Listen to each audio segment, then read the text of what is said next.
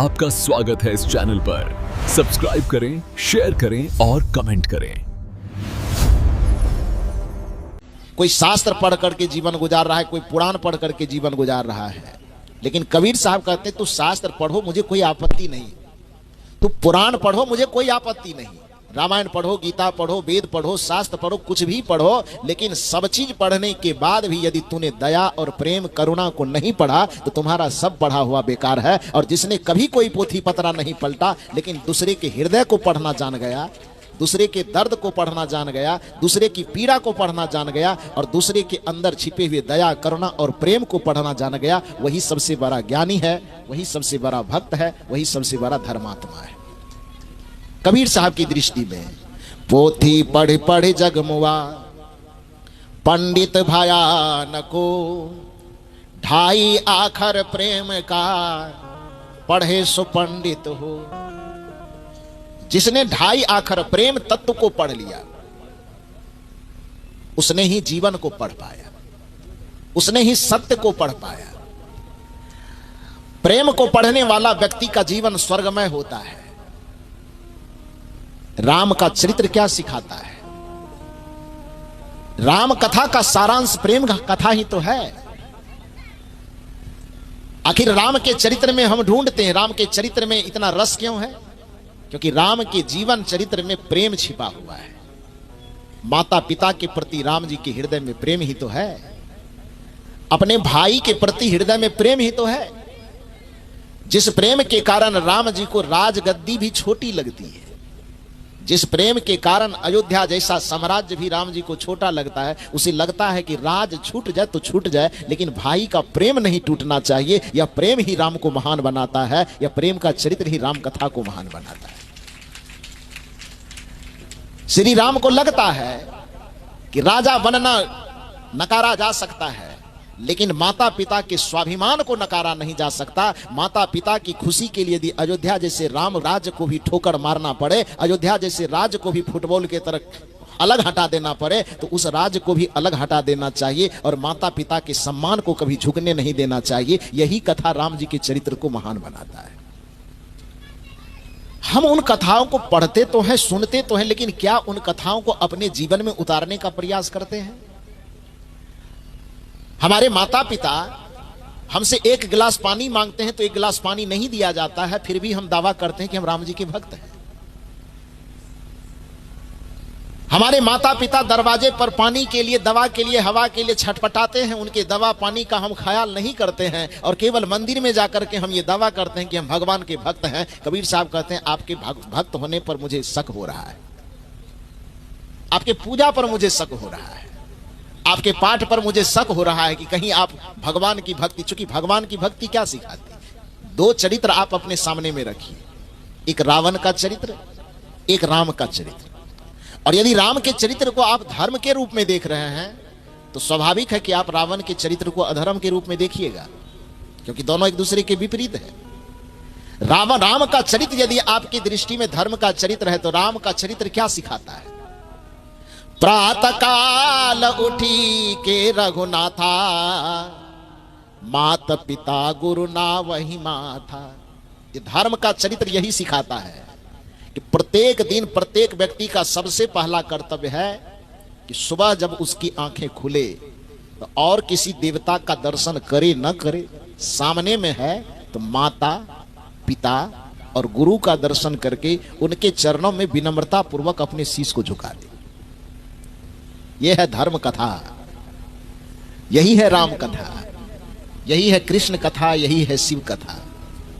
शुरुआत अपने जीवन की, शुरुआत अपने सूर्योदय की आप इस बात से करें कि माता पिता गुरु के चरण में अपने शीश को विनम्रता पूर्वक झुकावे और केवल दिखावा के लिए न झुकावे, हृदय सहित झुकावे, सम्मान पूर्वक झुकावे। ऐसा नहीं कि सुबह शाम तो माता पिता के चरण में माथा झुका दिए और यदि खाना खिलाने की बारी आई तो थाली आगे में खिसका दिए। प्रेम से नहीं दे रहे हैं। प्रेम से यदि आप नहीं खिलाएंगे तो अमृत भी आप खिलाएंगे तो वो घास भूसा से ज्यादा कुछ नहीं है। और सूखी रोटी भी खिलाएंगे आदर और प्रेम के साथ किसी को खिला रहे हैं तो 56 प्रकार के भोजन से ज्यादा बड़ा चीज। एक कहानी में आपसे कहूं, जब श्री राम जी लंका विजय करके अयोध्या लौटे तो अयोध्या में आने के साथ माता कौशल्या का हृदय तो एकदम खिलखिला उठा कि मेरा पुत्र आ रहा है। आज सूचना मिली कि आज ही आ रहे हैं, तो माता कौशल्या का हृदय खिलखिला उठा प्रसन्नता से। तो आज मां सोच रही है कि 14 वर्ष के बाद मेरे बेटे मेरे सामने होंगे तो बहुत अच्छा अच्छा भोजन बना करके उसे खिलाऊंगी। और यह सोच करके माता कौशल्या अपने से रसोई में जाकर के अच्छे अच्छे व्यंजन बना रही। कहा जाता 56 प्रकार के भोजन बनाई। अब 56 बनाई कि 28 बनाई, लेकिन बहुत बनाई। और बहुत प्रकार के भोजनों को बनाने के बाद जब राम जी आए तो उसके आगे में बहुत सारी थालियां परोस दी गई, छोटी छोटी। अब बहुत चीज बना है तो थोड़ा थोड़ा ही तो कोई खाएगा। अब राम जी का पेट कोई कुंभकर्ण के जैसा तो होगा नहीं कि पूरे कुटकी डांगे हुलहुली का सारा सामान खा जाएगा। वो कुंभकर्ण ही खा सकता है, राम जी कैसे खाएंगे? तू तो थोड़ा सा खाएंगे। तो छोटे छोटे कटोरियों में लगा करके हर एक प्रकार का व्यंजन आगे में परोसा गया। माता कौशल्या बड़ी खुश है कि आज अपने हाथ से हम भोजन बनाए हैं, राम जी के सामने परोसेंगे। राम जी थोड़ा थोड़ा ही सही लेकिन चखेंगे। बहुत दिन से जंगल में पता नहीं कैसे खाया होगा, क्या खाया होगा। मां की चिंता तो यही होती है अपने बेटे के लिए। स्त्री के दो रूप जो मानव के जीवन में बड़ा महत्वपूर्ण होता है, एक पत्नी का और एक मां का। लेकिन नीतिविद ने पत्नियों को मांग से थोड़ा सा दर्जा नीचे किया और नीतिविद ने कहा कि किसी व्यक्ति के पास में दो स्त्री खड़ी हो तो यह पहचानना बड़ा यदि मुश्किल हो रहा हो कि इसमें उसकी मां कौन है, इसमें उसकी पत्नी कौन है, तो उसके पहचान को उन्होंने एक तरीका दिया। हो सकता है कि उम्र से पता न चले कि मां कौन है, पत्नी कौन है। तो नीतिविद ने कहा कि व्यवहार में एक चीज झलक मिल जाए तो पता कर लेना कि इसमें मां कौन होगी, पत्नी कौन होगी। कहा कौन सा व्यवहार? तो नीतिविद ने कहा कि किसी आदमी के भूखे प्यासे किसी जगह से आने पर, दिन भर कहीं काम किया, बाजार में, मार्केट में या और कहीं, दिन भर थके हारे परिश्रम करके आने पर जब दरवाजा पर पहुंचे और सामने में दो स्त्री खड़ी हो, जो उस व्यक्ति के चेहरे को देख करके सबसे पहला सवाल यह करे कि पानी पिया कि नहीं, खाना खाया कि नहीं, इतना मुरझा कैसे गया, यह शब्द जिसके मुख से निकले समझ लेना कि वह मां है। और जिसके सामने आने पर सबसे पहला सवाल यह निकले कि आज आपने कमाई कितना किया है, आपका पैकेट कितना बड़ा हो गया, इस सवाल से जो जूझे तो समझ लेना चाहिए कि वह पत्नी होगी। व्यवहार में यह फर्क बताया। हालांकि सब ऐसे नहीं होते हैं, लेकिन नीतिविद पता नहीं हुए, एक निर्धारित करने के लिए, एक चिन्ह देने के लिए बताया कि जो किसी व्यक्ति के चेहरे को देख करके केवल उससे यह पूछे कि दिन भर खाना खाया कि नहीं खाया, पानी पिया कि नहीं पिया, वो जरूर मां होगी। और जिसकी दृष्टि पैकेट पड़ जाए, थैले पड़ जाए, कमाई पड़ जाए, कमाई के बारे में सवाल करे, समझ लेना कि वो पत्नी होगी। और माता कौशल्या श्री राम जी की मां कोई साधारण मां तो है नहीं, मातृत्व शक्ति से भरी हुई मां है कौशल्या। कौशल्या होना सबके बस की बात नहीं है। और कदाचित यदि मां कौशल्या हो जाए तो उसके कोख से इस धरती पर राम को आने से कोई नहीं रोक सकता है। दुर्भाग्य है कि आज पिता कोई दशरथ बनने को तैयार नहीं, मां कोई कौशल्या बनने को तैयार नहीं, लेकिन सब अपने अपने बेटे को राम के रूप में देखना चाहते हैं।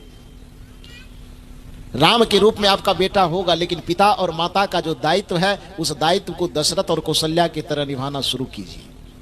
हो सकता है कि आप व्यक्ति के रूप में कौशल्या ना हो। गड़बड़ा जाएगा आवाज भाई। हेलो, इसको थोड़ा कम कीजिए। बोलिए सदगुरुदेव की। तो मैंने आपसे निवेदन किया कि कौशल्या व्यक्ति के रूप में हम बने कि न बने, व्यक्तित्व के रूप में, आदर्श के रूप में हमको कौशल्या बनना चाहिए। और व्यक्तित्व के रूप में कौशल्या बनने के लिए हमें अयोध्या जाने की आवश्यकता नहीं। कौशल्या का मतलब ही होता है जो अपने समस्त दायित्वों में कुशल हो, उसको कौशल्या कहा जाता है। एक बेटी के रूप में आपका जीवन है तो कुशल होकर के जीना शुरू कीजिए। एक बेटी को कुशलता पूर्वक कैसे जीना चाहिए, माता पिता के सानिध्य में। यदि आप एक बहन हैं तो आप इस चीज का स्मरण कीजिए कि एक बहन की भूमिका, एक बहन की कुशलता किस चीज में, किस प्रकार से बहन को जीना चाहिए कि वह कुशल बहन बन सके। यदि आप पत्नी की भूमिका में हैं तो आप अपने चरित्र में ऐसी कुशलता को अपनाइए कि एक अच्छी पत्नी बनने की भूमिका आपकी तैयार हो सके। यदि आप मां के चरित्र में जी रहे हैं तो अपने मां के चरित्र में ऐसी कुशलता को समाहित कीजिए कि धीरे धीरे धीरे एक सफल मां आप बन सके। आप तो आप एक स्त्री के जीवन की जितनी भूमिका है, चाहे वह बेटी की भूमिका हो, चाहे वह बहन की भूमिका हो, चाहे वह पत्नी की भूमिका हो, कि चाहे मां की भूमिका हो, जीवन के इन चारों भूमिकाओं को जो कुशलता पूर्वक जीने की क्षमता रखता है उसका नाम चाहे कुछ भी रहे, उसी को कौशल्या कहा जाता है। और जिसने इस कुशलता को जीवन में धारण कर लिया उसके कोख से राम आएंगे ही आएंगे, उसके कोख से इस धरती पर राम को आना पड़ेगा। क्योंकि पिता यदि दशरथ बन जाए, अब माता यदि कौशल्या बन जाए, तो फिर पिता दशरथ और माता कौशल्या के संजोग से जिस संतान की उत्पत्ति होगी वह राम के जैसे ही होंगे। लेकिन आज धरती पर पुत्र को राम के रूप में तो सब देखना चाहता है, लेकिन कौशल्या बनना कोई मां नहीं चाहती। इसलिए नीतिविद कहते हैं, कल युग बैठा मार कुंडली, जाऊं तो मैं कहां जाऊं, अब हर घर में रावण बैठा, इतने राम कहां से लाऊं। दोष देता है आदमी कल युग को। कोई युग खराब नहीं होता, कोई समय खराब नहीं होता, कोई दिन खराब नहीं होता है, व्यक्ति का आचरण खराब होता है, व्यक्ति का कर्म खराब होता है, व्यक्ति का चाल चलन विचार और व्यवहार खराब होता है। जिस दिन व्यक्ति का चाल चरित्र, जिस दिन व्यक्ति का आचरण और कर्म सुधर जाए वही दिन सतयुग है। और जिस दिन व्यक्ति का कर्म आचरण चाल चरित्र विचार व्यवहार और संस्कार बिगड़ जाए वही कलयुग है। जिस व्यक्ति में सात्विकता बढ़ने लगे समझ लेना कि वह व्यक्ति आज भी सतयुग में जी रहा है। जिस व्यक्ति में तामसिकता बढ़ने लगे, जिस परिवार में तामसिकता बढ़ने लगे, जिस समाज में तमस गुणों का प्रादुर्भाव होने लगे, समझ लेना चाहिए कि उस व्यक्ति में, उस परिवार में, उस समाज में कलयुग का प्रवेश हो रहा है। जिस व्यक्ति में सत्य आने लगे, दया आने लगे, क्षमा आने लगे, प्रेम आने लगे, करुणा आने लगे, तो समय कोई भी रहे, युग कोई भी रहे, समझ लेना चाहिए कि इस व्यक्ति के जीवन में सतयुग का प्रवेश हो रहा है। तो अपने जीवन में सात्विक कर्मों को अपनाना, सात्विक आचरण को अपनाना, सात्विक विचारों को अपनाना, सात्विक संस्कारों को अपनाना ही अपने जीवन में सतयुग को उतारना है। किसी के जीवन में खान पान का कोई विचार नहीं है, रहन सहन का कोई विचार नहीं, बोलने चालने का कोई विचार नहीं है, जीवन जीने का कोई विचार नहीं है, तो चाहे वह व्यक्ति किसी भी युग में जी रहा हो फिर भी वह कलयुग में ही जी रहा है। किसी भी समय में जी रहा हो फिर भी वह कलयुग में जी रहा है। तो इसलिए आदमी समय को दोष देता है कि कलयुग बैठा मार कुंडली। ये कलयुग कोई कुंडली मार करके नहीं बैठा हुआ है, व्यक्ति का बुरा कर्म कुंडली मार करके बैठा हुआ है। लेकिन फिर भी भजन बनाने के लिए लोगों ने बनाया, कलयुग बैठा मार कुंडली, जाऊं तो मैं कहां जाऊं, अब हर घर में रावण बैठा, इतने राम कहां से लाऊं।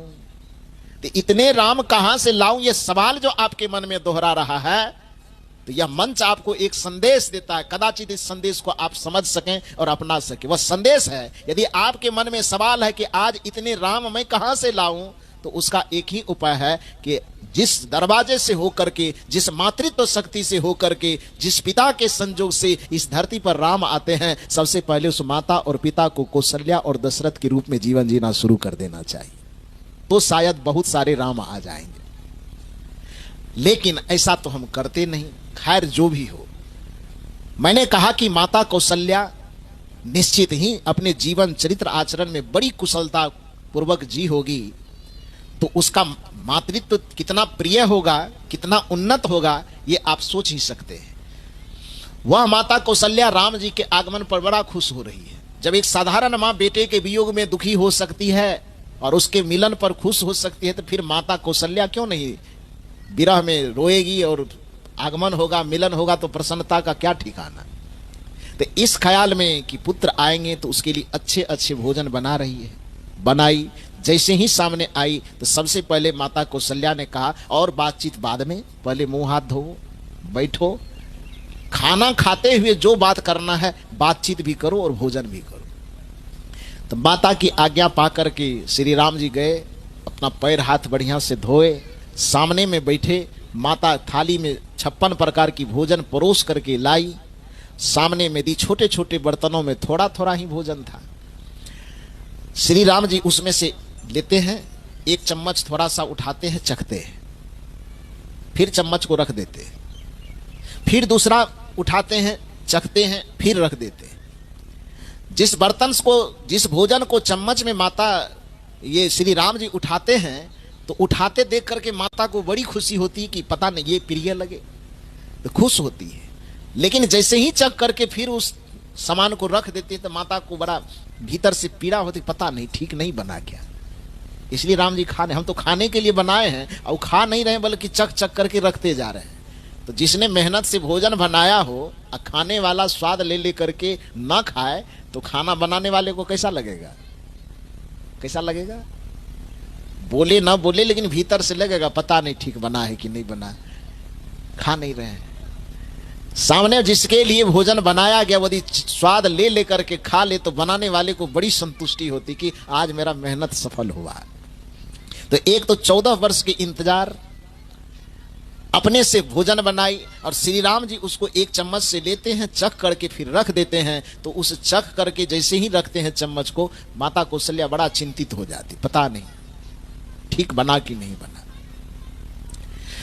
लेकिन सब चम्मच को चखते चखते जब रखते जाते हैं, खा नहीं पाते हैं राम जी, तो माता कौशल्या अंत में पूछ बैठती है कि बेटा एक बात पूछूं, ये भोजन तुम खा नहीं रहे हो, ग्रहण नहीं कर रहे हो, बताओ जरा सा कि भोजन बढ़िया नहीं बना है क्या? तो श्री राम जी मुस्कुरा करके कहते, मां आपके हाथ से बनाया हुआ भोजन ठीक बना है कि नहीं बना ये तो सवाल ही बेकार है।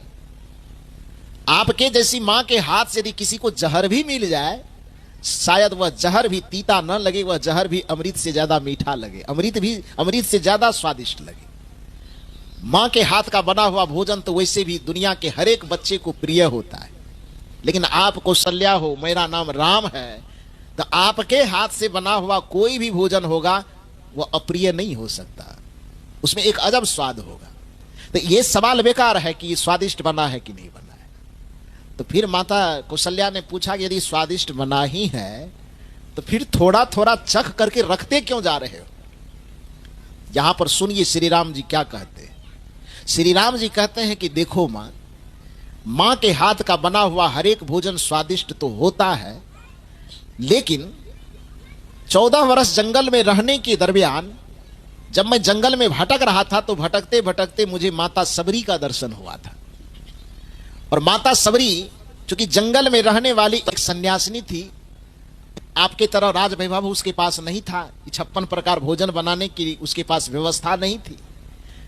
उसके बावजूद भी एक मातृत्व हृदय से भरा हुआ उसके कुटिया पर जब हम गए तो वह हमको भोजन करवाने के लिए दौड़ करके जाती है जंगल में, और वहां पर जाकर के बैर लाती है चुन चुन करके, और वह बैर चुन चुन करके लावे, उसमें भी अच्छा स्वाद उसमें है कि नहीं है उस चीज को जांचने का उसके पास तो कोई थर्मामीटर नहीं था।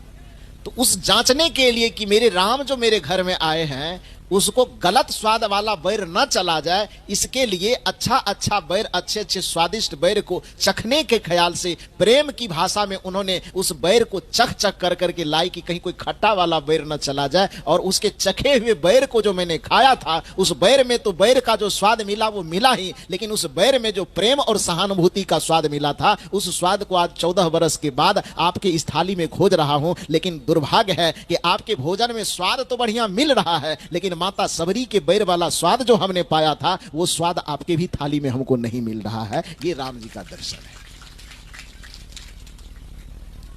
कि राम जी की ये कथा प्रेम की ही तो कथा है।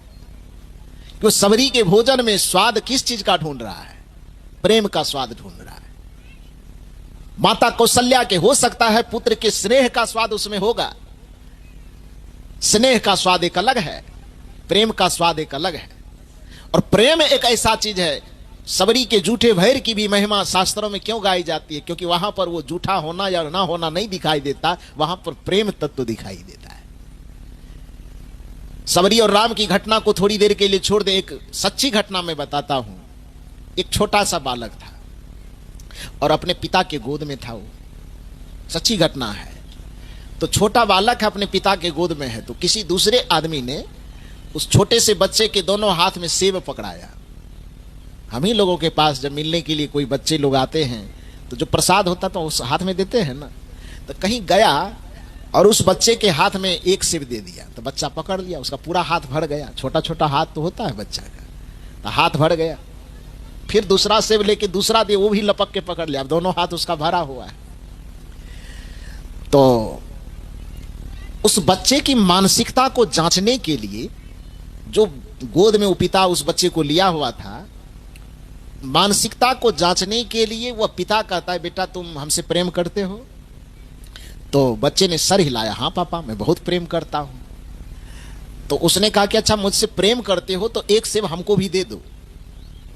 तो स्वाभाविक कुछ बात ऐसी होती है साइकोलॉजी बच्चे का कि वो प्रेम की भाषा वो अलग समझे, लेकिन सामान कोई किसी को देना नहीं चाहता है। देना चाहता है? नहीं देना चाहता। नहीं नहीं नहीं, ये सामान नहीं देंगे, मेरा है। बच्चे के अंदर ये जिद थोड़ा ऐसा होता है कि उसको लगता है कि जो खिलौना मिल गया, इस खिलौने पे मेरे अलावा किसी दूसरे का अधिकार नहीं होना चाहिए, जो कुछ है बस मेरा ही है। बच्चे के गोद में यदि अपने मां के गोद में किसी दूसरे बच्चे को देख ले तो बच्चे को बच्चा सब नोच पहुंच लेता है, नोचता है ना, तब तो एक भाव उसका होता है। तो उस बच्चे से पिता ने कहा कि बेटा हमसे प्रेम करते हो? बच्चे ने कहा हाँ पापा प्रेम करते हैं। तो उसके मनोभाव को जांचने के लिए पिता ने कहा कि हमसे प्रेम करते हो तो ये एक सेब हमको दे दो। तो बच्चा क्या किया, वो हाथ में जो सेब था ना, एक हाथ में, उस सेब में दांत काट लिया। वो तो दांत काटा, वो तो पिता सोचा कि शायद इस हाथ वाला सेब हमको नहीं दिया, तो हो सकता है दूसरा वाला दे दे। तो दूसरे हाथ में जो सेब था, पिता ने कहा अच्छा ये नहीं दोगे, इसमें आप दांत काट लिए हो, नहीं दोगे तो दूसरे हाथ में जो सेब रखे वही दे दो। तो बच्चा जैसे ही देखा कि दूसरा वाला सेब मांग रहा है, दूसरे वाले सेब में भी दांत काट दिया वो। तो पिता को लगा कि दोनों सेब में ये दांत काट करके कहना यह चाहता है कि ये दोनों में से हम कोई आपको देने वाले नहीं है। पिता के मन में ये हुआ कि यही ये बच्चा कहना चाहता हो कि नहीं नहीं नहीं, दोनों सेब हम ही खाएंगे, इसमें से कोई सेब, प्यार करते हैं आपसे लेकिन हम सेब देने वाले आपको नहीं है। पिता के मन में यह भाव हुआ। बस जांचने के लिए चूंकि पिता यह पूछ रहा था कि प्रेम करते हो तो एक सेब हमको दे दो। अब बच्चे ने दोनों तरफ, पिता ने इशारा किया कि ये वाला दे दो तो उसमें दांत काट लिया, दूसरे वाला दे दो तो दूसरे सेब में दांत काट लिया। पिता के मन में हुआ कि बच्चा कहना चाहता है कि हम कोई सेब आपको देने वाले नहीं हैं। यह सोच करके पिता थोड़ा सा चिड़चिड़ाया और बच्चे को गोद से नीचे गिरा दिया। जाओ, नहीं लेंगे गोद में। एक सेब मांग रहे हैं तो सेब नहीं दिया जा रहा है, कैसे प्रेम करते हो? कोई प्रेम नहीं करते हो। थोड़ा नाराजगी दिखाया, बच्चे पर गिरा दिया, नीचे गिरा दिया। तो बच्चा रोते रोते तुतली भाषा में कहता है, सेब बढ़ाता है दाएं हाथ वाला। तो दायां हाथ वाला सेब बढ़ाया तो पिता पूछता है उससे कि जब ये देना ही था तो गिराने से पहले दे देता तो नहीं गिराते, चोट नहीं लगती ना। तो बच्चा तुतली भाषा में कहता है कि देना तो हम दोनों चाहते। स्पष्ट, हमारी आवाज स्पष्ट है, बच्चे की आवाज ऐसी नहीं है। बच्चे अपनी तुतली भाषा में कहता है कि जैसे मेरे प्रेम की परीक्षा के लिए आपने सेब मांगा पिताजी, देना तो हम दोनों चाह रहे थे। तो पिता ने पूछा जब देना दोनों चाह रहे थे तो दोनों में दांत काट करके जूठा क्यों किया? उस बच्चे ने कहा कि हमने जूठा नहीं किया, बल्कि इसको चख करके हम देखना चाह रहे थे कि मीठा सबसे ज्यादा कौन है, और जो सबसे ज्यादा मीठा होगा वही मैं अपने पिताजी को दूंगा, ये मैं देखना चाह रहा था। ये जूठा करने के ख्याल से मैं नहीं खाया। तो मेरे पास और कोई थर्मामीटर तो है नहीं कि दो ठो मेरे पास है, और पिताजी पूछ रहे हैं कि मुझसे प्रेम करते हो तो कोई एक सेब दो। तो अब प्रेम की परीक्षा ही देना तो मीठा वाला परीक्षा देंगे ना। अब कोई खट्टा होगा वही दे दे, तो पता कैसे चले कि प्रेम करते हैं? अब वो खट्टा है कि मीठा है, इसको जांचने के लिए उस बच्चे के पास कोई थर्मामीटर तो है नहीं। एक ही थर्मामीटर है कि उसको चख के देखेगा तभी पता चलेगा कि खट्टा है कि मीठा है। पिता को अपनी मानसिकता से लगा कि ये शायद जूठा इसलिए कर दिया कि मुझे देना नहीं चाहता, और बच्चे का कहना है कि मैंने जूठा इस वजह से किया उसको कि मेरे पास जांचने का और कोई तरीका नहीं। आपसे मैं प्रेम करता हूं कि नहीं करता हूं यह बताने के लिए आपको कोई मैं मीठा फल देना चाहता था, लेकिन उसमें मीठा को मैं जांचूं कैसे? तो एक ही उपाय था कि मैं चख करके देख लो कि दोनों में से सबसे ज्यादा मीठा कौन है। और जो सबसे ज्यादा मीठा लगे दायां हाथ वाला मीठा है, यही लीजिए, यही मैं आपको देना चाहता। पिता जो उस बच्चे को गोद से नीचे गिराया था, फिर से उसको गोद में उठा करके उस सीने से चिपका लिया और पीछे से थपथपाया, आंख से पिता के आंसू चू गए। वही प्रेम तत्व है। तो प्रेम सामग्री में नहीं होता, प्रेम एक भाव में होता है। और इस यह प्रेम रूपी धर्म दुनिया के हर एक मनुष्य को चाहिए। केवल मनुष्य को नहीं चाहिए, जानवर आपके दरवाजे पे रहता, उसको प्रेम नहीं चाहिए। पिंजरे में बंद पक्षी होता है, जो आसमान में उड़ने वाला पक्षी है, वह आपके घरों के पिंजरे में रहना स्वीकार कर लेता है। कौन चीज के कारण? प्रेम के कारण ना। जो कुत्ता सड़कों पर घूम करके आजादी महसूस कर सकता है, वह कुत्ता आपके दरवाजे पर जंजीर में बैठ करके रहना पसंद करता है। किस चीज के कारण?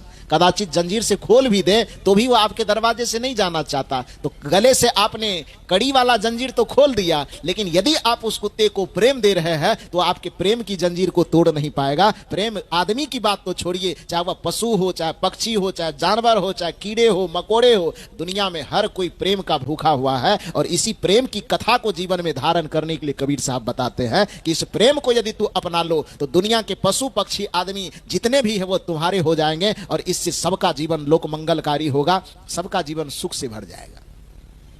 मरने के बाद किसी को स्वर्ग मिले न मिले ये कौन देखा है, लेकिन जीते जी यदि अपने जीवन को स्वर्गमय बनाना चाहते हैं तो सदगुरु कबीर साहब के इस धर्म को, सदगुरु कबीर साहब की इस भक्ति को समझना होगा। मरने के बाद स्वर्ग, मुक्ति, मोक्ष, वैकुंठ किसको मिला किसको नहीं मिला, इसका जांच पड़ताल कौन करने जाता है। लेकिन जीते जी आपका जीवन स्वर्ग है कि नरक है, इसका जीते जी इस धरती पर आप स्वर्ग में जी रहे हैं कि नरक में जी रहे हैं, यह आपके जीवन को देख करके पता चलता है। मरने के बाद स्वर्ग मिले न मिले इसकी परवाह करना छोड़ करके अपने जीवन को यदि आप स्वर्ग बनाना चाहते हैं, अपने जीवन को सुखी बनाना चाहते हैं, तो उसके लिए आपको अपनी कथा पढ़नी पड़ेगी। और आपकी अपनी कथा क्या कहती है? मृदुबानी सुंदर बरताव, ये प्रत्येक व्यक्ति की कथा है। मृदुबानी सुंदर बरताव सभी गुणों की खान है, प्रेम की गंगा बहे जहां पर वह घर स्वर्ग समान है। प्रत्येक व्यक्ति की यह कथा है कि मृदु वाणी, उनकी वाणी मीठी हो। इसकी जरूरत धरती पर किसको नहीं है बताइए तो? राम वाले को कि कृष्ण वाले को कि कबीर वाले को कि शिव वाले को, किसको नहीं है? वाणी प्रत्येक आदमी की मीठी हो, इसकी जरूरत दुनिया में किसको नहीं है? हिंदू को जरूरत नहीं है, मुसलमान को जरूरत नहीं है, सिख को जरूरत नहीं है, ईसाई को जरूरत नहीं है, स्त्री को जरूरत नहीं है, पुरुष को जरूरत नहीं है। ये धरती के जितने मनुष्य हैं, संपूर्ण मनुष्य को मीठी वाणी की जरूरत है। मृदुवाणी सुंदर बरताव, एक दूसरे के साथ सुंदर व्यवहार करना, इसकी जरूरत किसको नहीं है? सबको है कि नहीं? मृदुवाणी सुंदर बरताव सभी गुणों की खान है, प्रेम की गंगा बहे जहां पर वह घर स्वर्ग समान है। जिस घर में एक दूसरे आदमी के बातचीत से मीठापन निकले, मीठी वाणी के साथ एक दूसरे से बात करे, कोमल वाणी के साथ एक दूसरे से बात करे, समझ लेना चाहिए कि उस घर में स्वर्ग का पहला कदम उतर चुका है।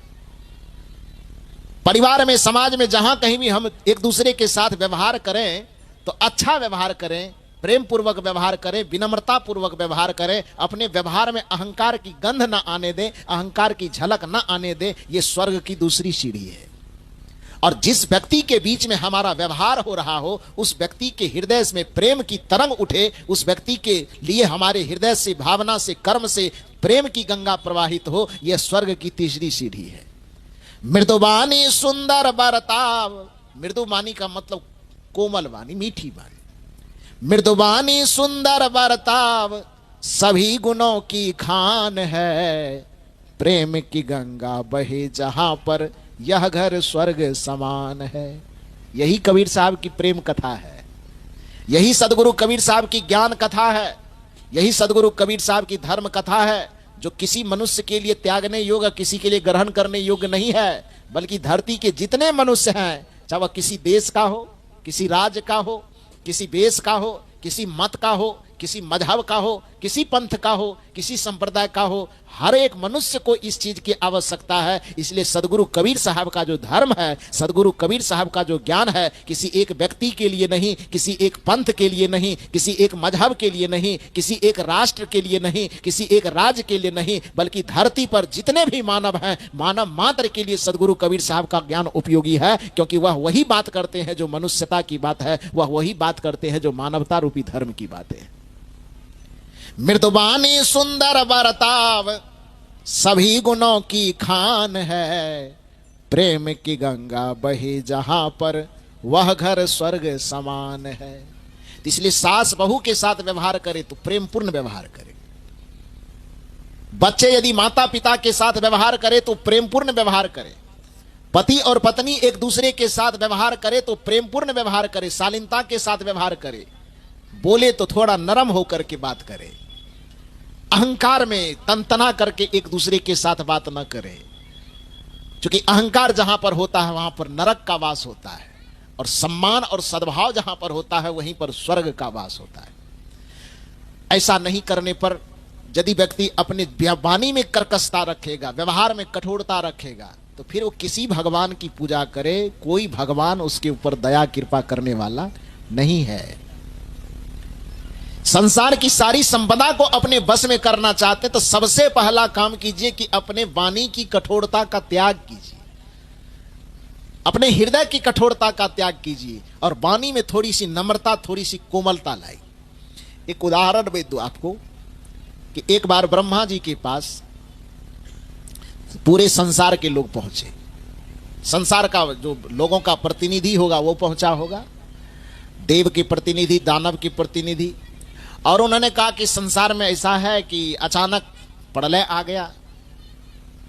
प्रलय के बाद भयंकर बाढ़, भयंकर पानी आया, जिसके कारण से पूरे संसार में उथल पुथल मच गया। जैसे कहीं पर मान लो कि बाढ़ आ गया, तो बाढ़ आने के बाद किधर पशु मरेंगे, पक्षी मरेंगे, जानवर मरेंगे, कीड़े मकोड़े कितने मरेंगे, इसकी कोई गिनती तो है नहीं। अब बाढ़ जब सूख जाए तो जो मरे हुए प्राणी है इधर उधर दुर्गंध करेगा कि नहीं करेगा।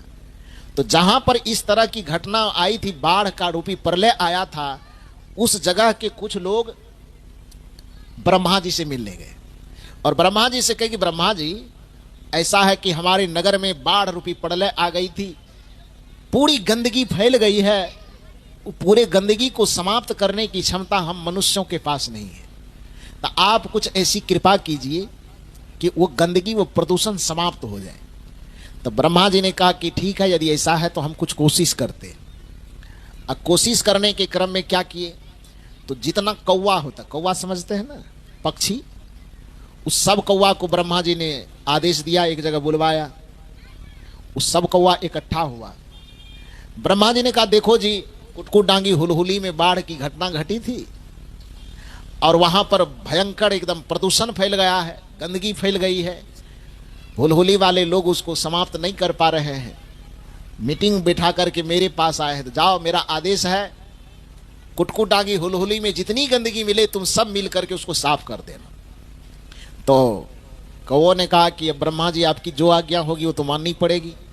सब कौवा आया और वो तो चूंकि सफाई का उसको अभ्यास है कौवा को, तो सब मिल करके जब वो काम करना शुरू किया, धीरे धीरे धीरे धीरे पूरी गंदगी को समाप्त कर दिया। जब पूरी गंदगी समाप्त हो गई, फिर लौट करके सब कौवा जाता है ब्रह्मलोक। ब्रह्मा जी ने पूछा सब सफाई हो गई?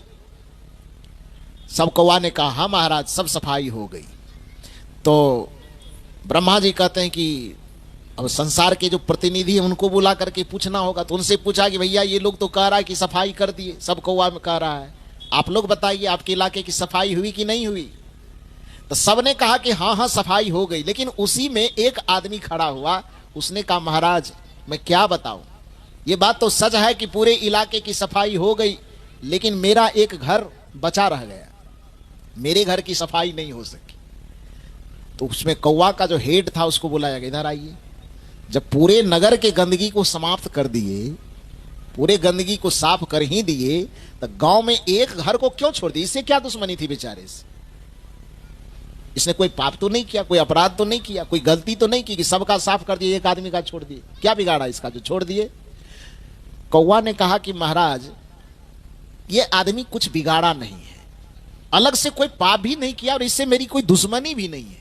तो कहा जब कोई दुश्मनी नहीं, कोई गलती नहीं किया, तो इतना बताओ कि जब पूरे इलाके के गंदगी को साफ कर दिया तो इसके घर की गंदगी को साफ क्यों नहीं किया? अब ध्यान से सुनिए।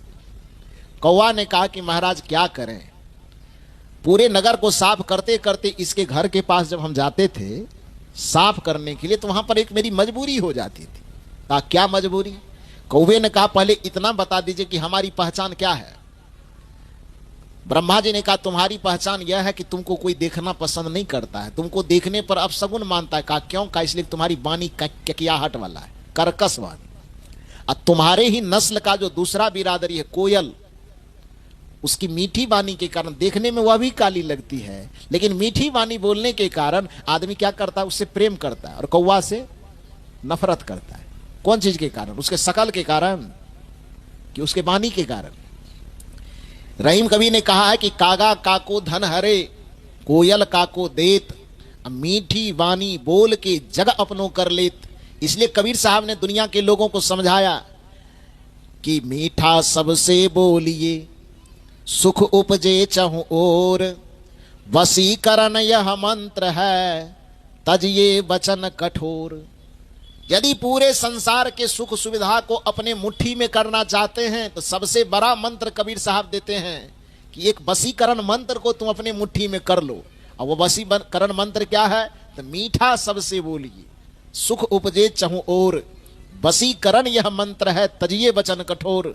नीतिविद कहते हैं कि जिस व्यक्ति को मीठा बोलने का मंत्र आ गया, यदि वह तीखा लगने वाला मिर्ची को भी बेचना चाहता है और सड़क के किनारे तीखा मिर्ची बेचने के लिए बैठ जाए, और यदि उसके वाणी में मिठास है तो अपनी मीठी वाणी के कारण सड़क के किनारे बैठ करके भी तीखा मिर्ची को बेच सकता है, आसानी से बिक जाएगा।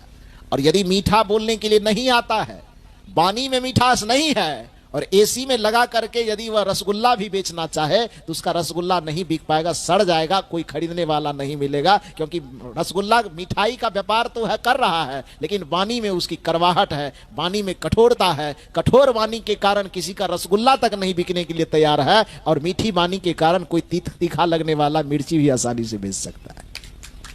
इसलिए सबसे पहले व्यक्ति को अपने वाणी में सुधार करना चाहिए। यह कबीर साहब की कथा है, ये कबीर साहब की ज्ञान की कथा बताते हैं जो सबको जरूरत है, इससे कोई भेदभाव नहीं कर सकता।